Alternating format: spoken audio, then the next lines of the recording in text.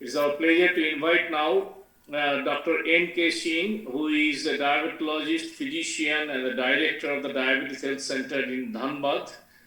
He is also the chairman of the RSSDI of the Jharkhand section, governing committee member of the National API, chairman API. We have came in close contact because of our academic interaction, and that's the last but one, as you can see, the administrator and the founder of CME India, where we discussed all the difficult cases, and we have, I believe, more than 400 people are actively participating. Dr. N.K. Singh, please, over to you. Uh, Good afternoon. I am really thankful, Dr. Arpan, to you. This is a marvelous seminar which I am also attending and learning many things. And as I find that most of our speakers, they have ultimately in conclusion slide ended with the Mucor. So it is quite intelligent for you to keep my talk at this moment. And as you told now that more than 1500 delegates are seeing this, this is really encouraging. Next 15 minutes, a new threat in COVID-19, that is the mucormycosis. It is, I think, it can be explained one. So what we find that we are facing in India an India specific epidemic within a pandemic, that is the mucormycosis. And we are yet stumbling and gasping to breathe in the unending marathon of COVID 19 and finding ourselves encountering new hurdles. So it is definitely a new hurdle in 2021, and may be few more to come, we don't know at all. So let us supply logical reasoning to find out, because I find there are lots of confusion in the mind of delegates everywhere. As the latest data is, more than 28,000 cases have been reported, and you can see that the maximum number of cases that comes from the Maharashtra and the Gujarat. So this is one very important thing. And out this is a government data that out of this over 28,000 cases, see here that 86% of infections have a history of COVID-19 and 62.3% a history of diabetes. So this is again important, and no wonder that imagine like Force writes that why is a deadly fungal infection mucormycosis running rampant in India? Were it not so devastating, this would make a fascinating murder mystery. You can see this line. They are saying a fascinating murder mystery. So let us unravel is this mystery. This genera, the Rhizopus, is the at present found in India and mostly responsible, and most of the contamination comes through the inhalation of the fungal spores, and the rapidity of dissemination of mucormycosis is an extraordinary phenomenon. This is very important, remember. And our sole purpose to alert you that even a delay of 12 hours in the diagnosis can be fatal. So this is must be very, very important point. And hyperglycemia at presentation due to pre-existing diabetic or new onset hyperglycemia or new onset diabetes or diabetic ketoacidosis has been found, as I told you, in some single study. I will tell you about that in the 83% in a new study. So it is a deadly disease carrying more than 50% mortality, even if you go with the standard approach, and the morbidity in the survivors is extremely more, and treatment is deadly as the disease. Remember. So no other country except ours have reported such huge surge in the mucor cases post-COVID. So this is a very, very relevant point. Why only India is witnessing such thing? So it is an India-specific epidemic within a pandemic related to the disease of pandemic. So this is very important. So this shows how it comes. This you get this. I will so this one that the mucus spores are definitely ubiquitous, but the risk factors are definitely diabetes, immunocompromised state, neutropenic conditions, steroid use and use of immunosuppressants are proven risk factors. Broad spectrum antibiotic use is a proven risk factor, and use of one antifungal voriconazole is a risk factor. Remember, iron overload states, use of deferoxamine are known risk factors, and use of oxygen was never a risk factor so far told. As far as the diabetes is concerned, presence of diabetes with or without DKA, uncontrolled hyperglycemia and participation of DKA is often observed due to the corticosteroid intake, remember. So low pH in the DKA due to acidosis is a fertile media for mucospores to germinate, and this is a very, very important point. If you are using a steroid, it reduces the phagocytic activity of WBC. And COVID-19 itself causing endotheliitis, endothelial damage, thrombosis, lymphopenia, and reduction in C8-4 and C8 plus T cells. And free available iron is an ideal resource for mucor. Remember. So ultimately, this point is very important. The high glucose, low pH, free iron, and ketones in presence of decreased phagocytic activity of WBC enhances the growth of mucor. And today we must remember this point. Let us just go by region wise. Well, I told you that steroid use is good. Risk factor, it is rational. Uncontrolled diabetic, yes. COVID and steroid aggravated diabetes is highly rational. Immunosuppressant, highly, again the rational theory. And COVID induced lymphopenia is a irrational theory. In fact, neutropenia is a risk factor and lymphopenia so far known. Now, these worn out oxygen pipelines have been so many times highlighted. This is at present irrational and unproven. In the same way, industrial oxygen, there is no evidence to support the theory. And oxygen humidifiers, no evidence to support again the theory. So again has to be proved. In the same way, unsterile nasal swab sticks have been blamed. This appears somewhat rational but unproven. In the same way, use of unhygienic mask. This could be rational but still unproven. Because you know the pattern, the way the people are using the mask, that more than 20 times, 30 times, and even it is not dry, it is moist, they are using it. And excessive steam inhalation has been again very, very much blamed. This can lead to mucosal damage, okay, but increased humidity and increased susceptibility, no data is available to prove again this one. Now the elevated ferritin level, this is rational. Excess use of zinc, Dr. A.K. Das will again explain in the discussion part that the never was zinc used as these days we have used. Fungi need zinc to grow. It is a known fact that mammalian cells escape fungal infection by starving the fungus of zinc by complex mechanisms. This aspect but needs more research. Now there is some ischemic theory, rational but unproven, and use of broad spectrum antibiotics, remember, and use of prophylactic antifungals, these are rational regions, and you must keep watch on that. So these are the host factors I told you. This diagram shows how this mucor could, from the diabetes, steroid use, and how these things are with the zinc and ferritin can lead to mucor. And there is a definite theory how this happens. I am not going detail for that. But I will present you two studies. This is from the Indore study of Dr. Pandey, which he was kind enough to share these slides, that here in antibiotics have been used in 100% of patients. Remember, steroids were not even 14%. This is out of, you can see in the something around 210 cases. And 21% were not diabetic, 36 were at home, oxygen only by 52%, zinc supplement etc. not checked, and 15% were less than 40% years of age. So you can see here that in many cases steroids were not used, not all were diabetics.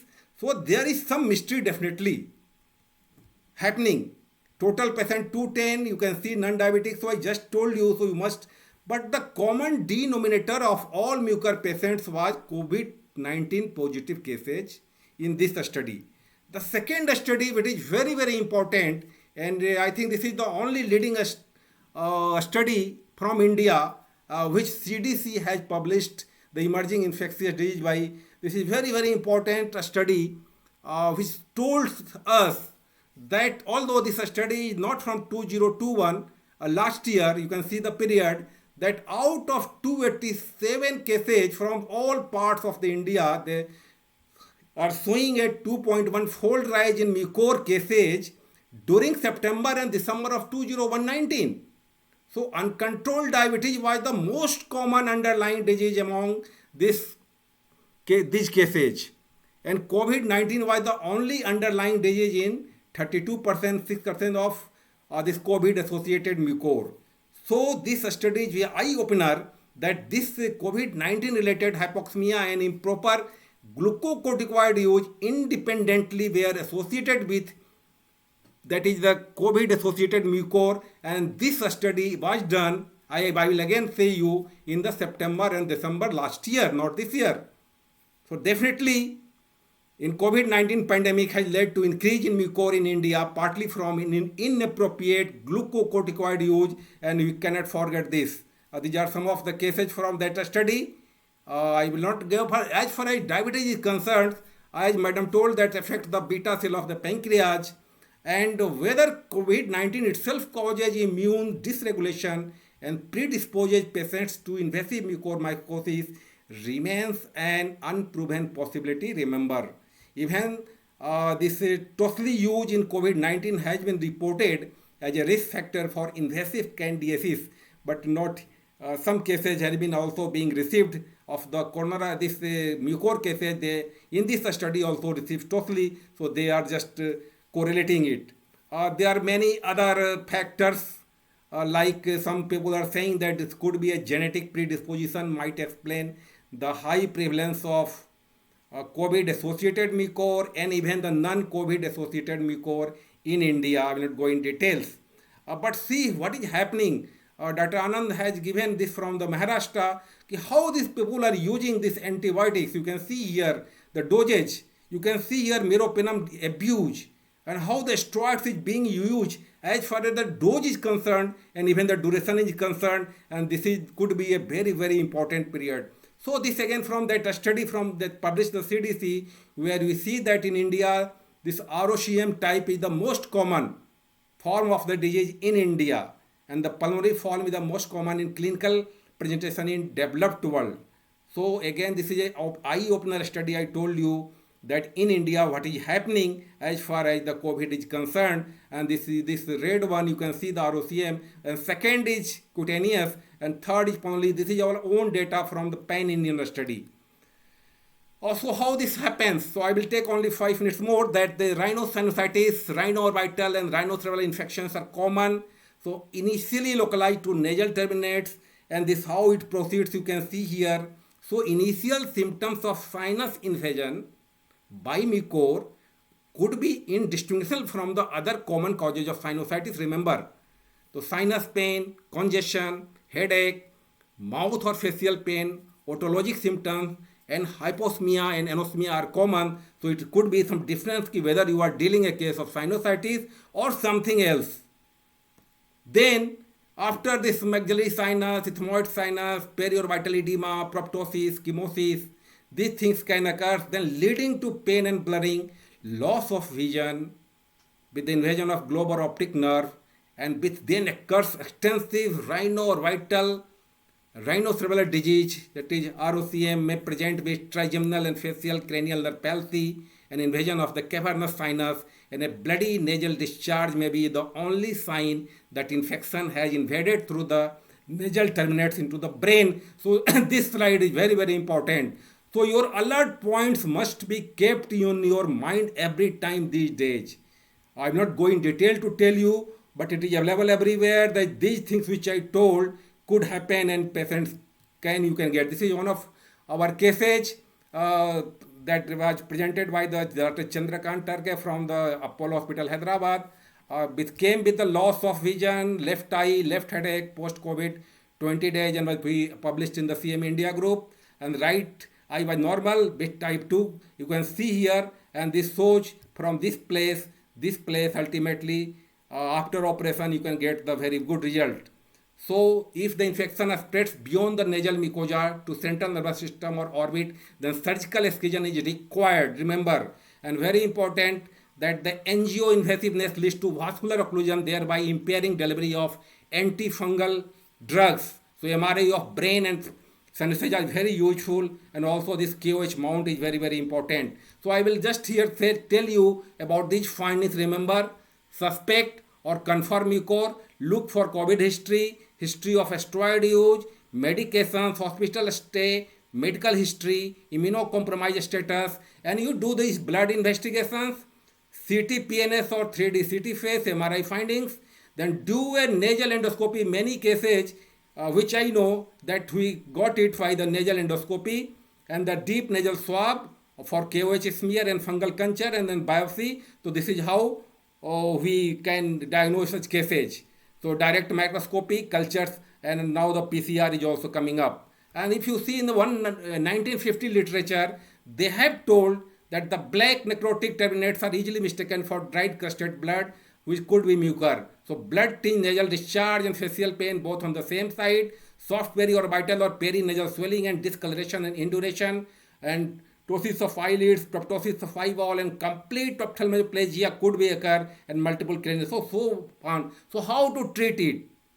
At present, are the antifungal medication, that is the amphotericin B or this liposomal amphotericin B. I will not go in detail ki how to prepare this antifungal, but remember that liposomal amphotericin is preferred as it has a lesser nephrotoxic effect. And the second thing which is coming up in our rescue is this, the posaconazole is 100 milligram step down or adjuvant therapy. The first day dose is 300 milligram BD, other than 3 milligram OD for 45 days. And how you monitor, I am just showing it.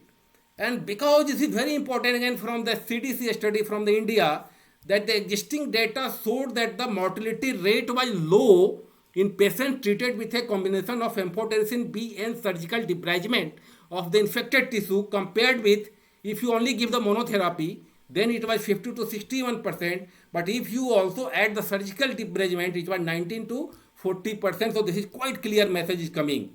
Again, this drug, this posaconazole, has been reported to be an effective salvage therapy. Now it is available. Typically initiated in patients who can tolerate other therapy. Once the infection has stabilized, then you should start it. Other very important drug that has, I think, available in India is this trade name is Cresemba, and this fills the gap, I think, that it is available as injection or also as a capsule. So many cases are now being, if this amphotericin B is not available, then people are using it. So this is one thing. And lastly, the early stage, this functional endoscopic sinus surgery, FESS, is very important, and this is all changing the landscape. And this shows the mortality rate in India, which sometimes you will ask, it is in India, it is in the range of 28 to 52%. Again, from the same study, you can see the mortality rate. If the ROCM, it is how, but pulmonary is too much, you can see here, and disseminated. So I think other things are hyperbaric oxygen therapy and immune augmentation strategy, which are coming up. So lastly, the prevention pearls are very, very much important and needed. So these are the risk factors which we discussed. So patient-to-patient transmission of mucosis is unlikely. Construction, evacuation, or cleaning of air ducts may release large inocula of mucosa that, when inhaled, have been associated with slowly progressing pulmonary mucormycosis even in immunocompetent host. So cutaneous has been reported. So it is very important, gloves, gown, and masking do not affect or protect against the transmission of mucor. There is no vaccine, and the primary antifungal prophylaxis is not recommended at all. So what is important, use steroids only when indicated. Use antibiotics is very much caution. It is not in every mild case you need 2 antibiotics, and even some moderate cases, why you are using the IV antibiotics. If it is needed, then only you use, or prophylactic routine antifungal I told not to be used. And very important is, again, second point is aggressive control of blood sugars by the insulin. Good oral nasal hygiene, excellent hygiene in wards, maintain good housekeeping, change of patient's mask daily, a surgical mask is sufficient, effective and rapidly disposable of all types of waste, hygienic use of oxygen delivery devices, and good ventilation. And this is an you can remember this how this mucor you should can if you forgetting something, this is again provided by my friend. This is a mnemonic. So finally, the common denominator for mucor in the pandemic has to be explored in detail, and if the trend of antibiotic and steroid misuse abuse continues, we are not far away from many more epidemics of pan-Indian drug-resistant drug organisms with patients succumbing to trivial infections. We will have nobody except us to blame, remember. So it is a rare disease, definitely. You should be very vigilant, and improper glucocorticoid use should be stopped very today. And this is the last slide. New sutra to educate patients about the early signs and symptoms of mucor is nasal blockage, blood-thin nasal discharge, headache, pain in the eye, one side facial pain and swelling or numbness, toothache, loosening teeth, discomfort during chewing, and swelling of eye and adnexa, and double vision. No, Dr. Arpan was rather conscious that I should tell these points so that you will be alert for your next patient. Thank you very much for giving me this unique opportunity. Thank you, Dr. Arpan, and your team. Thank you.